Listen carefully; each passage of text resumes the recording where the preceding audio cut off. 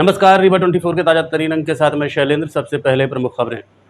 रीवा जिले के सरकारी राशि को निजी खाते में डालने का बड़ा मामला आया प्रकाश में। भ्रष्टाचार के जांच की मांग तेज। चोरी करने आए युवक ने मॉर्निंग वॉक पर निकली महिला के ऊपर किया प्राणघातक हमला। हरदा में लाठीचार्ज के विरोध में करणी सेना का विरोध प्रदर्शन। मुख्यमंत्री के नाम सौंपा ज्ञापन। और रीवा में भू माफियाओं का बोलबाला। एसपी ऑफिस पहुंची शिकायत। इन खबरों सहित अन्य खबरें विस्तार से। रीवा जिले में सरकारी राशि को निजी खातों में डालने का बड़ा मामला प्रकाश में आया है, जिसको लेकर आज कांग्रेस नेताओं ने आयुक्त रीवा को पत्र लिखकर इसकी जानकारी दी और उचित कार्रवाई की मांग की है। रीवा जिले में अधिग्रहण और भू अर्जन से जुड़े अधिकारियों पर बड़ा आरोप लगा है। कांग्रेस पार्टी द्वारा कमिश्नर को सौंपे गए एक पत्र में दावा किया गया है कि सरकारी मुआवजे की राशि को निजी बैंकों में खातों के जरिए गलत तरीके से भेजा गया, जिससे करोड़ों के भ्रष्टाचार की आशंका जताई गई है। पत्र में स्पष्ट तौर पर उल्लेख है कि ये प्रक्रिया मध्य प्रदेश शासन के आदेशों के खिलाफ थी। कांग्रेस नेता कुंवर सिंह पटेल ने संभागायुक्त रीवा से पूरे मामले की जांच और दोषियों पर कानूनी कार्रवाई की मांग की है। पूरे मामले को लेकर क्या कहा कांग्रेस नेता कुंवर सिंह और विनोद शर्मा ने, आपको सुनवाते हैं। देखिए, मैं पहले भी बता चुका कि यदि मैं रीवा में प्रतिदिन ज्ञापन दूं तो रीवा में भ्रष्टाचार की कहानी अब रुकने वाली नहीं है, क्योंकि आप जिधर देखो नजर बस घुमा दो, यदि नजर टाइट करके घुमा दोगे तो वहां भ्रष्टाचार निकलेगा। और भ्रष्टाचार करने वाले निकलेंगे या तो अधिकारी, या तो कर्मचारी, या तो भारतीय जनता पार्टी के लोग जो राजेंद्र शुक्ला से जुड़े हुए होंगे। तीसरा कोई नहीं होगा। आज हम लोग आए, कमिश्नर से मिले, अनुविभागीय अधिकारी, भू अर्जन अधिकारी और उपखंड अधिकारी, शासन का एक निर्देश है, आदेश साफ साफ है। 22 मार्च 2019 को आदेश कमलनाथ की सरकार ने किया था कि जितने भी सरकारी पैसे होंगे वो सरकारी बैंकों में जमा किए जाएंगे। यदि सरकारी बैंक नहीं होंगे तो राष्ट्रीयकृत बैंकों में जमा होंगे, पर प्राइवेट बैंकों का कहीं उल्लेख नहीं है। आज भी रीवा के हजारों हजार करोड़ रुपए प्राइवेट बैंकों में जमा हो रहे हैं। किसके आदेश से जमा हो रहे हैं, क्यों जमा हो रहे हैं, उसके पीछे कौन कौन लोग हैं? मैं मानता हूं कि रीवा में सिर्फ एसडीएम बस दोषी नहीं होगा, उसके पीछे कहीं ना कहीं लेन देन का मैटर होगा। एसडीएम वो पैसा कलेक्टर को देता हो, कलेक्टर वो पैसा उप मुख्यमंत्री को देता हो, उप मुख्यमंत्री निश्चित तौर पर मुख्यमंत्री और प्रधानमंत्री तक ये पैसा जाता होगा। सहकारिता विभाग के तो अध्यक्ष जो है, सहकारिता विभाग के मंत्री तो देश के इस समय अमित शाह हैं। तो ये सब सारी चीजें कहाँ जा रही है, ये हमारे जनता के खून पसीने की पैसा जा कहाँ रहा है, ये सब सारी चीजें हैं।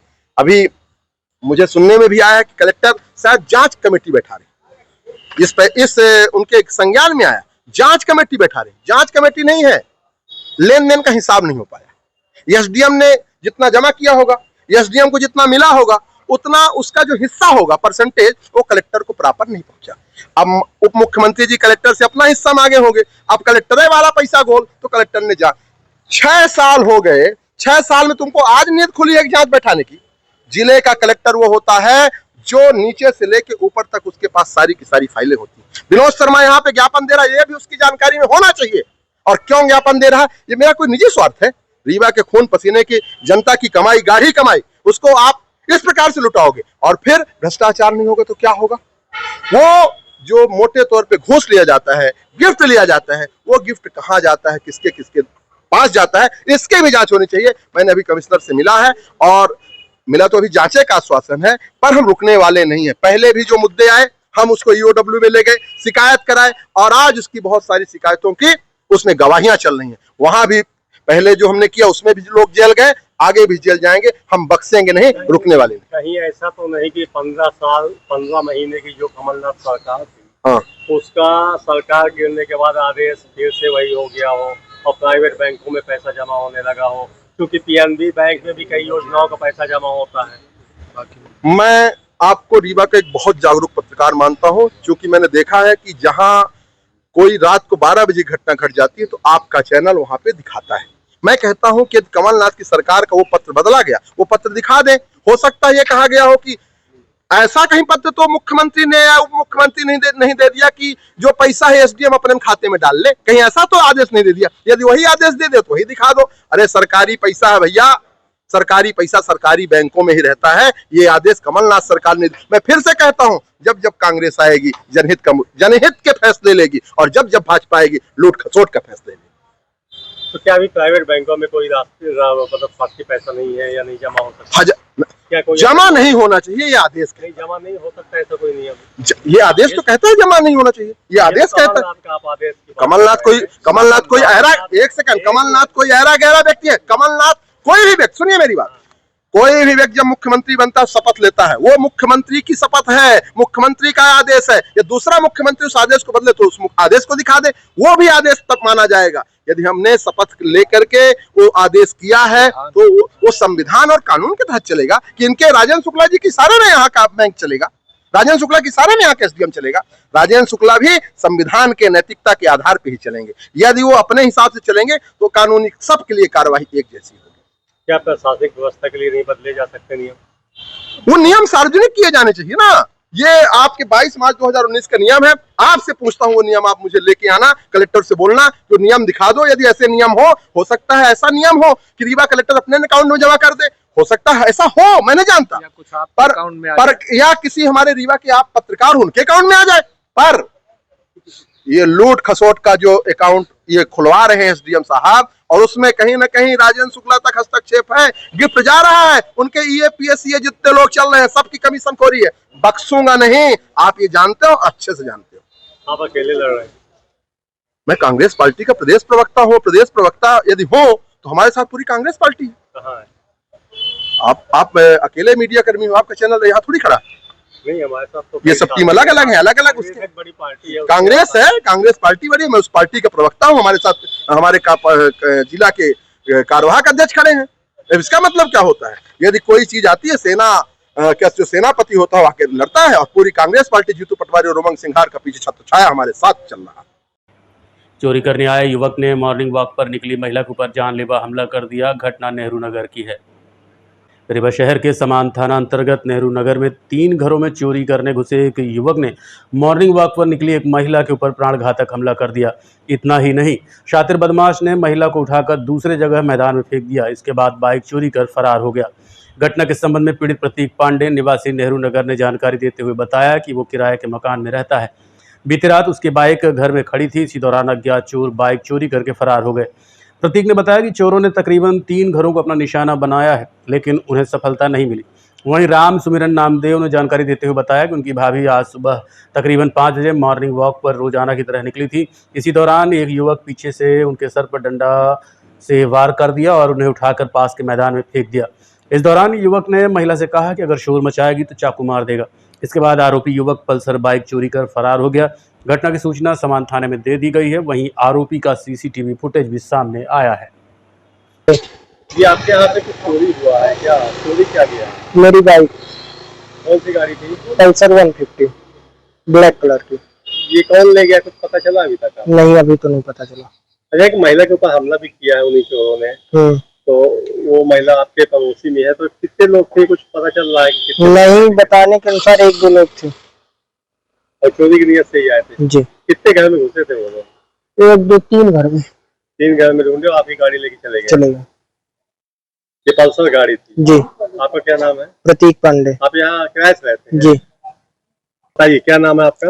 राम सुमिरन नामदेव। ये घटना हुई है, एक महिला के साथ मारपीट हुई है, क्या घटना क्या हुई है? घटना भाभी सुबह 5 बजे टहलने निकली थी, तो यहीं पर आई है, कहा था। उसके बाद जो है तो टहलने निकल रही थी, तो यहाँ पर कोई आदमी उनके सर पे जो है तो मार दिया, कहा था डंडा पीछे से, वो गिर गई। गिरने के बाद उनको उठा के कहा था बगल में इस प्लाट पड़ा हुआ है, उसी प्लाट में फेंक दिया। अब बोला, कहा था कि अगर हल्ला करोगे तो चाकू मार देंगे। अच्छा, ये कितने लोग थे जो हमला करने वाले थे? अब वो नहीं देख पाई भाभी, कहा था हम लोग तो घर में थे, लेकिन वो अब फोटो में तो एक ही आदमी बता रहा है। अच्छा, ये काहे के लिए आए थे, वो कुछ पता चला? चोरी करने के लिए। पल्सर ले गया ना उनका, किराएदार का। किनके यहाँ का? किराएदार के जो बगल में सोनी जी रहते हैं। अच्छा। तो इनके यहाँ कहा था पल्सर यहाँ खड़ी थी, पल्सर लेके गया है, प्लेजर नहीं ले गया, पल्सर का ताला तोड़ के लेके चला गया। आपके भाभी का क्या नाम था जिनको मारा? श्री श्याम कली नामदेव। अभी सुबह मॉर्निंग वॉक में निकली? सुबह मॉर्निंग वॉक में तो रोज निकलती, रोज का रूटीन है। 15 ये पार्क में, जानकी पार्क में आना जाना सब घूमती है, फिर इधर थोड़ा बहुत फूल तोड़ी, फिर घर चली गई। कहा 6-6:30 बजे। ये कौन सा वार्ड कहलाएगा? ये नेहरू नगर वार्ड है, 13 नंबर वार्ड है। चोट काफी चोट लगी। फिर हम लोग अपोलो हॉस्पिटल ले गए हैं, दवाई वाई किए हैं, वही बुलाए हैं सिटी स्कैन वगैरह करके। अरे जो चोर घुसा था, जो गाड़ी ले गया, क्या वो पहचान हुई अभी तक? अभी तक नहीं हुई सर। फोटो आई है, हमारे पार्षद जी के फोटो में आई है, हम लोग फोटो में आई है, लेकिन अभी क्या था ना। हरदा जिले में पुलिस और प्रशासन के बल प्रयोग के विरोध में आज रीवा कलेक्टर को मुख्यमंत्री के नाम ज्ञापन सौंपा गया। रीवा कलेक्ट्रेट कार्यालय पहुंचे करणी सेना कार्यकर्ताओं ने 13 जुलाई को हुए लाठीचार्ज का विरोध करते हुए हरदा कलेक्टर और पुलिस अधीक्षक को निलंबित करने की मांग की है। साथ ही करणी सेना के द्वारा ये भी मांग की जा रही है कि दोषी प्रशासनिक अधिकारियों सहित पुलिस कर्मियों को चिन्हित करते हुए उनके खिलाफ सख्त कार्रवाई की जाए। मुख्यमंत्री के नाम भेजे गए संदेश में करणी सेना के द्वारा ये भी चेतावनी दी जा रही है कि यदि कार्रवाई नहीं होती है तो पूरे देश में करणी सेना उग्र आंदोलन करेगी। जहां हमारे करणी सेना के भाइयों के ऊपर लाठीचार्ज की गई और उसमें वो बुरी तरह से घायल हुए, उनके साथ जो अन्याय हुआ उसके खिलाफ हम लोग यहाँ कलेक्टर ऑफिस में कलेक्टर ऑफिस में हम लोग आए हैं ज्ञापन देने के लिए। और ये ज्ञापन ये मुख्यमंत्री जी के नाम से है कि हमारी मांग ये है कि वहाँ के हरदा के प्रशासन में जिन लोगों के द्वारा ये आदेश दिया गया कि लाठीचार्ज हो, उनके खिलाफ सख्त से सख्त कार्रवाई हो, उनके खिलाफ मुख्यमंत्री जी कार्रवाई करें। और हम सबकी यही मांग है। और अगर ऐसा नहीं होता है तो आने वाले समय में करणी सेना पूरे भारत में उग्र आंदोलन करेगी। रीवा में भी बंद करेंगे और हम सब लोग रीवा से लेके और पूरे भारत में आंदोलन करेंगे। क्या नाम आपका?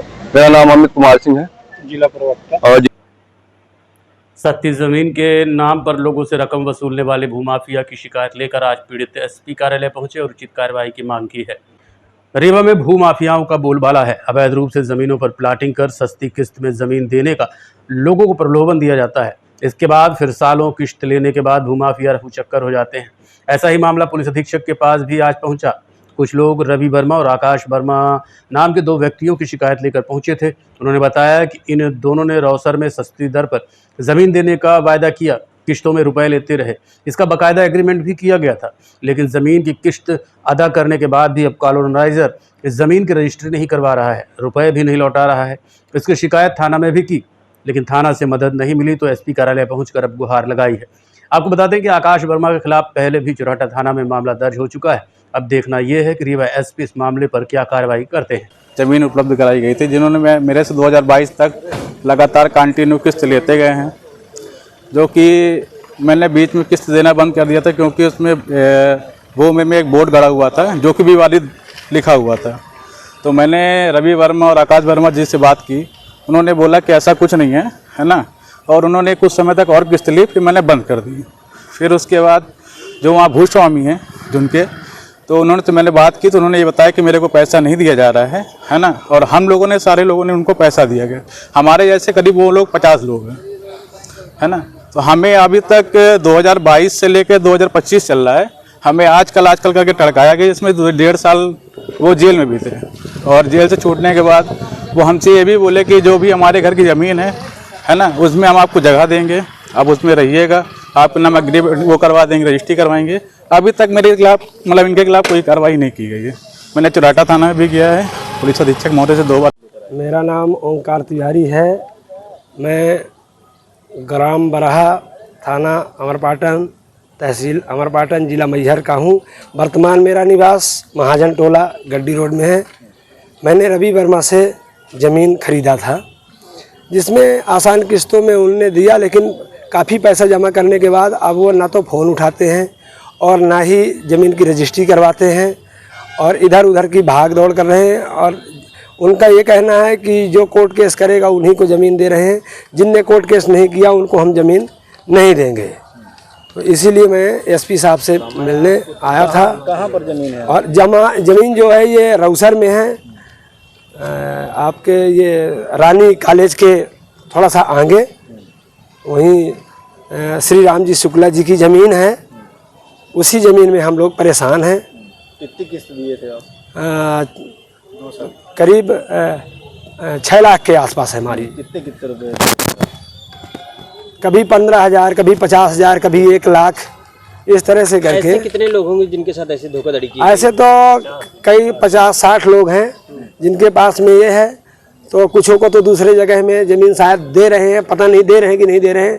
मैसेज तो ऐसे मिल रहा है कि ज़मीन देने की योजना बना रहे हैं, लेकिन हम लोग 1-1 रुपये जमा करके किसी तरह से उस ज़मीन को किस्त में जमा किया और इसके बावजूद ज़मीन हाथ में नहीं आ रही, काफ़ी परेशान है। इसलिए आज यहाँ एसपी साहब के सामने थोड़ा सा लिखा पड़ी है। हाँ, ज़मीन की पूरी लिखा पड़ी है, दस्तावेज पूरे हैं, उनका एग्रीमेंट है जो कोर्ट से सर्टिफाइड है और उसमें उनके द्वारा जमा की गई राशि में प्रत्येक कॉलम पे उनका दस्तखत है। जहाँ जहाँ जैसे भी ज़मीन में हमने किया है किस्त, वैसे रवि वर्मा और आकाश वर्मा दोनों के ही इसमें किस्त में साइन है कि हाँ ये राशि हमको दी गई। ये लोग कौन हैं और कहाँ के निवासी हैं? ये वर्तमान में इनका घर जो है गुरुकुल स्कूल के पास में बना लिया है।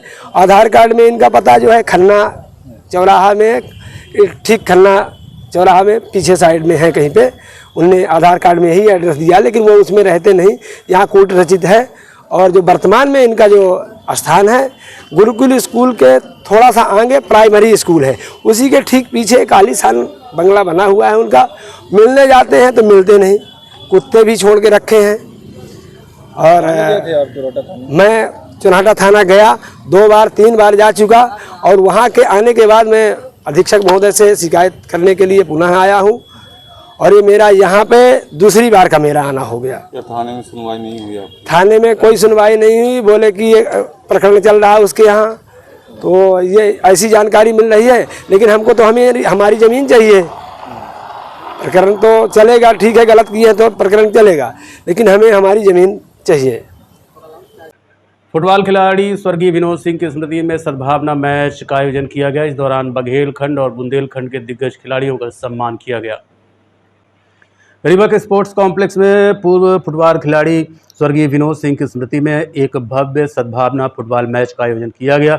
आयोजन में बघेलखंड और बुंदेलखंड क्षेत्र के दिग्गज फुटबॉल खिलाड़ियों का सम्मान भी किया गया। इस कार्यक्रम के आयोजक रीवा जिला जज सुधीर राठौड़ रहे। उन्होंने बताया कि इस अवसर पर पूर्व फुटबॉल खिलाड़ी विक्रम सिंह, अमीरुल्लाह खां, सुरेंद्र सिंह परमार पन्ना, रोनी जेम्स पन्ना और अमर बहादुर सिंह पन्ना विशेष रूप से उपस्थित रहे। सभी को स्मृति चिन्ह देकर सम्मानित किया गया। मैच में रेड लाइट लीजेंड्स और येलो पैंथर वॉरियर्स के बीच जोरदार मुकाबला हुआ, जिसमें रेड लाइन लीजेंड्स ने शानदार प्रदर्शन करते हुए जीत दर्ज की। टीम के कप्तान सुधीर सिंह राठौड़, अनुज त्यागी और आशीष पटेल ने शानदार गोल दागे और टीम को जीत दिलाई। खेल के दौरान रोमांच और उत्साह का माहौल देखने को मिला। दर्शकों ने खिलाड़ियों का खूब उत्साहवर्धन किया। आयोजन में खेल भावना और क्षेत्रीय एकता का संदेश भी दिया गया।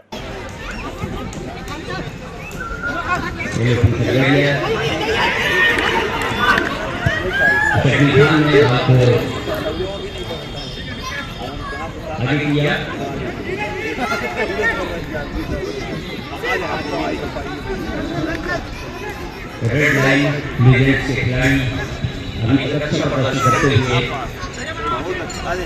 बॉल के पास अच्छी पासिंग में खेल रहे हैं और ये बाहर समा जलाई है। ये बहुत सालों पहले से जज साहब का प्रयास रहा है। हम लोग बहुत पहले से उन्हें जानते हैं और हमेशा वो ग्राउंड में आते रहे हैं। वो और उनकी मिसेस साहिबा हमेशा टीआरएस ग्राउंड में खिलाड़ियों का उत्साहवर्धन करने के लिए हमेशा आते रहे हैं। हम लोगों का कोई नया परिचय नहीं है, लेकिन आज जो करके दिखाया है आपने वो सराहनीय है। वो रीवा के इतिहास में फुटबॉल एरेना के क्षेत्र में सराहनीय रहेगा और कभी भी राठौर साहब और उनकी फैमिली को फुटबॉल के योगदान के लिए नहीं भुलाया जा सकता रीवा से, ऐसा मेरा दावा है। आप सब महसूस करते होंगे कि छोटी सी बात का आयोजन बहुत बड़ी तकलीफ देती है और इतना बड़ा आयोजन करना, इतने खिलाड़ियों को सम्मानित करना, जिसमें बुंदेलखंड भी शामिल है। हमारे टाइम के ऊर्जावान खिलाड़ी है, बैठे हैं हमारे सामने। आज 50 साल बाद मेरी मुलाकात हो रही है। अमर सिंह है, रोनी साहब हैं, विक्रम भाई हैं, हमारे सुरेंद्र सिंह हैं। ये सब एक देखते रहिए Rewa 24 news city cable network. मिलते हैं छोटे से ब्रेक के बाद।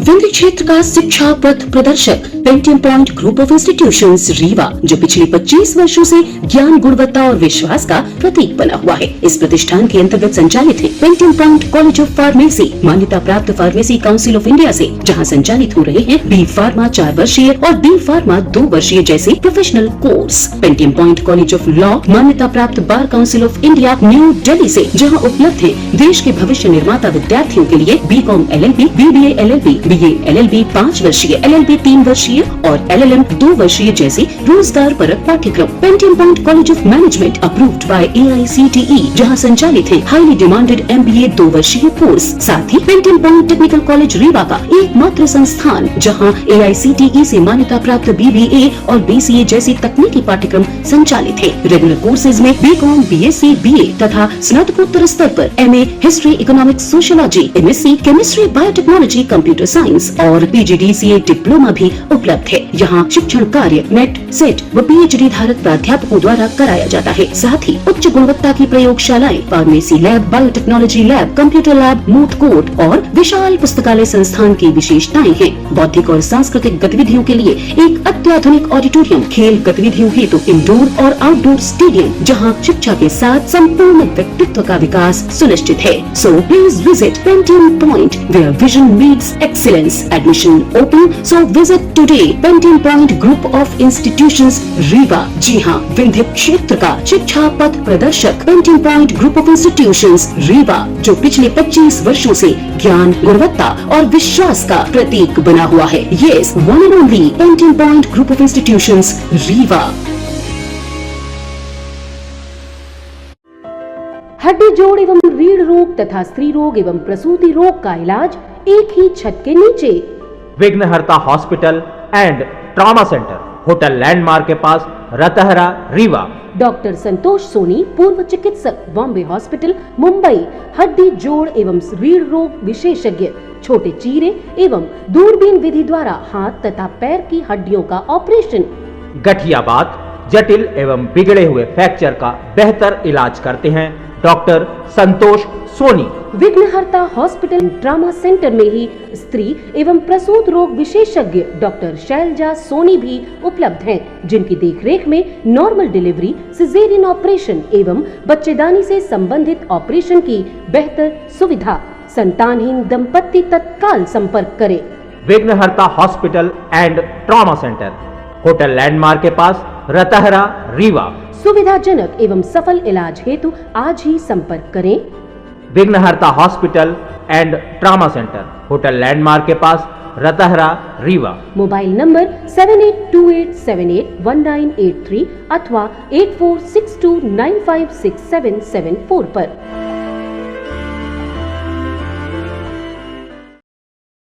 आलोक शुक्ला के नए नाटक अजीब दास्तां का शानदार मंचन किया गया। दिल्ली से लगे गाजियाबाद के हिंदी भवन में 20 जुलाई की शाम हिंदी भवन समिति गाजियाबाद के सहयोग से dramaturgy art and culture society नई दिल्ली तथा रीवा शहर की प्रासंगिक संस्था की ओर से आलोक शुक्ला के नाटक अजीब दास्तान एक और अनकहा सच की शानदार प्रस्तुति हुई। इस नाटक को लिखने के साथ आलोक शुक्ला ने निर्देशित भी किया था। करीब 75 मिनट लंबे नाटक में दर्शक कुछ इस तरह से जुड़ गए कि नाटक खत्म होने का एहसास भी दर्शकों को नहीं हुआ। नाटक में मॉडर्न सुरभि की भूमिका में नतेशा, उसके ex husband mister Pranay Gupta के किरदार में मृदुल कुमार, प्रणय की वर्तमान पत्नी मोनाली की भूमिका में कविता, प्रणय की पत्नी के टीनेज के लड़के के रूप में अप्पू की भूमिका में निखिल कुमार, मोनाली के एक्स हस्बैंड प्रदीप और सुरभि के लिविंग पार्टनर अनुराग की भूमिका में टेकचंद, दोनों ही घरों में काम करने वाली बाई जानकी की रोचक भूमिका में निकिता, ऐसे ही अटेंडेंट की छोटी भूमिका में अभ्युदय मिश्रा और सुरभि के पिता की छोटी भूमिका में आलोक शुक्ला ने अपने सधे हुए अभिनय से दर्शकों पर अपनी खास छाप छोड़ी। नाटक में 5 गाने थे जिनका खूबसूरत गायन और वादन अभ्युदय मिश्रा ने किया। नाटक की मंच सज्जा टेकचंद की थी, जहां एक साथ 2 घरों का सेट बड़ा ही अच्छा बन पड़ा, जिसे प्रकाश व्यवस्था संभाल रहे सुनील चौहान ने बखूबी उभारा। नाटक के अंत में नाटक की गंभीर विषय वस्तु, अभिनय और उसकी अद्भुत प्रस्तुति को दर्शकों ने खूब सराहा। यहाँ तक कि हिंदी भवन समिति के सचिव सुभाष गर्ग ने लेखक निर्देशक आलोक शुक्ला को कहा, जब भी वो मंचन करना चाहें हिंदी भवन का सभागार उनके लिए सदा खुला रहेगा। नाटक में सहयोगी निर्देशन साक्षी चौहान, परिधान और रूप सज्जा में नीतू शुक्ला और विजय लक्ष्मी, निर्माण समन्वयक प्रताप सिंह और बागीश शर्मा थे, तो प्रचार में विनय शर्मा और निखिल थे। ये थी रीवा 24 न्यूज़ के लिए दिल्ली से नीतू शुक्ला की खास रिपोर्ट।